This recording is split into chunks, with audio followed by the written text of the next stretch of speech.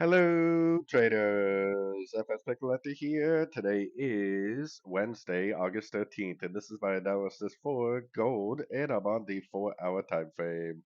So on gold, I wanted to start off here because I think that it's very clear that we potentially are in a correction right now, which would likely turn out to something like this, some sort of a three-way pattern, likely a correction to the last impulsive move up. So I would kind of expect this to be like a wave A. I would expect us to now make a correction to the A, wave B, and then likely go down to maybe the 61, 78, or even 88% for a wave C.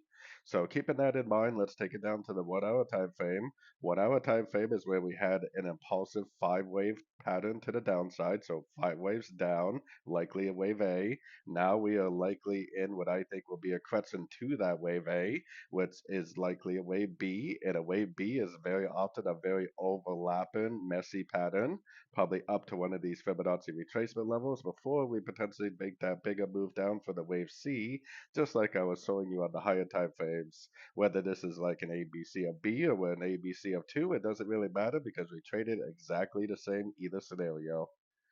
So anyways, don't forget to check out my website linked over here in the corner. And as always, thank you for watching and happy trading.